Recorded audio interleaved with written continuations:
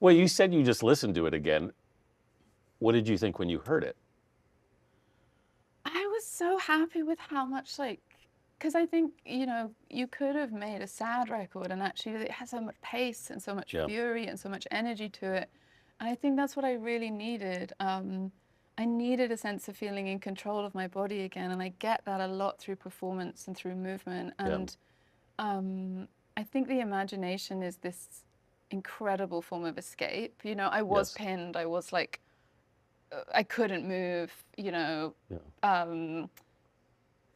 things were happening to my body that I had no control over. And then it's sort of like through creating imaginary landscapes, you can be free again. You Yes. know, Yes. you can almost like go through a portal to another place where you Yeah. know you're not confined by the body. I'm so interested in this process that you go through when you're sort of wrestling with the idea that this force is going to make you create a record. And as I say, I know this album is different because you talk about the sort of fight you have inside yourself about that moment, but then you also talk about the peace you find performing on stage. Yeah. And that seems like a sort of very interesting mountain you cross every time you do it.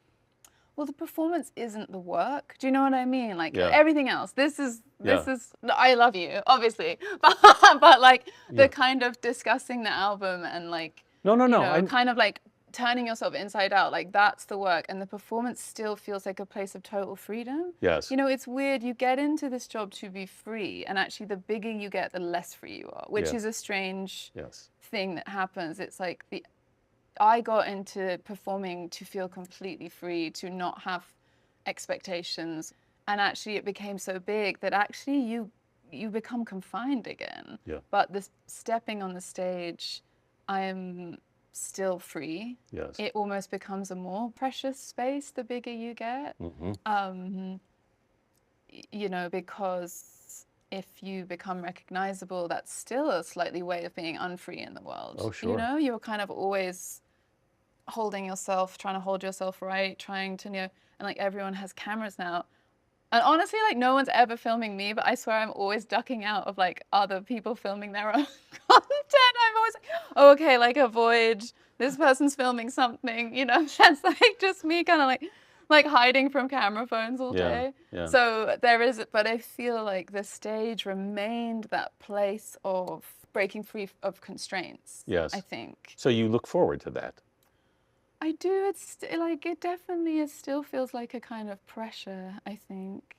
Um, and but then as soon as I'm up there and if I can lock into that place of being completely present, it's a very kind of transcendent thing for me, I think. When you look at the different aspects of this process, which I mean, the creative part of it, which is the writing of the lyrics, the adding the music, then ultimately taking it on tour and performing, what part of that is the most thrilling for you? I love being in the studio where no one can see me. Do you? Yes, I love being like in the studio and hidden. And actually, like the nicest part of like later fame is that less and less people recognize me, and it makes me so happy. I'm like, oh my God, they have no idea who I am. That's amazing. I love that. Yeah. um, so I love being in the studio, hidden from sight. I think having to explain the record, I'm always worried I'm not doing it justice because I do feel like songs are kind of like gifts from something other than me. And then when I have to use my like stupid human words to describe them, I'm always worried I'm like Yeah. not describing them Yeah. properly. When you say you feel like they're gifts, how do you mean that? Well, that you kind of have to channel something, I think, sometimes, or Yeah. sometimes a song will just arrive and it feels like it came from another place. Yeah. And sometimes I feel like I'm just like doing such a bad job of describing it. Yeah. But I think my favorite bits is definitely like being in the studio in this kind of there's also this precious moment when the songs are just yours, you know, and you can kind of like Yeah. you just live in that bubble of imagination with them. Yeah. And then actually the signing off of the record is really hard. Is it? Because that's when all the doubts and all the feelings of like not good enough, not perfect, didn't get it right. That's when they all come in for a couple of months. Yeah. I think it was really important for me to kind of say what I went through just because it's on stage, because it's such a like shadowy and silent experience, but Yes. that so many women go through. Yes. So it felt really important to talk about it.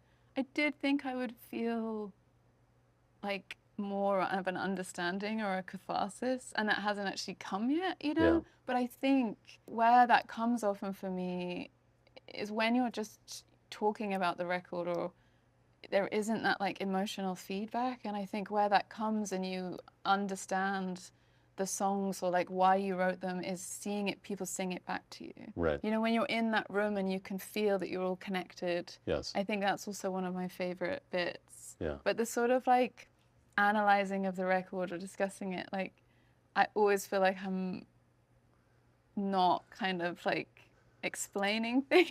Like, Not doing it justice. I'm not doing it justice. You know, this huge Yeah. thing. I'm just like, I'm not doing it justice. Yeah. Once you let go of it, it's kind of up to people to make of it. Well, that's what I mean as well. Sometimes I feel like I don't want to explain songs because also people, they have the most amazing theories about what the song's about. They're sometimes way smarter than me. I'm like, oh, I just did that because it rhymed. And they have these huge theories about why. I'm like, it just rhymed, rhyme zone. It's true. You get in the spot and you just need to get out. That's it. I'm just like, what rhymes? I do think it's really important that you've been talking about what you went through on stage. You know, I had like, you know, a particularly sort of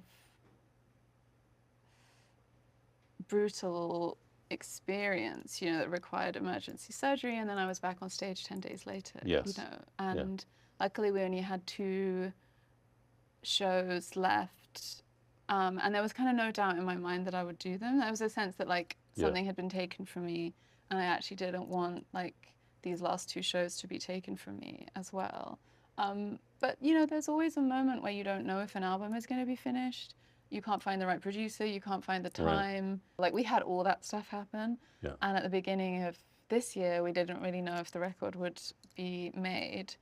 And there was a sense that like these songs, I don't think I would put them out beyond this moment. You know, there was like, I think I would have processed it differently. My life would have changed. Like maybe I would have started trying again. Maybe I wouldn't want to deal with this later. And then I just felt so much sadness. I was like, this silent scream that like so many women go through, this shadowy thing, that this record also might never come out, you know, that this like, this would also kind of go unacknowledged. That was sort of really heartbreaking to me. And then like, luckily we did.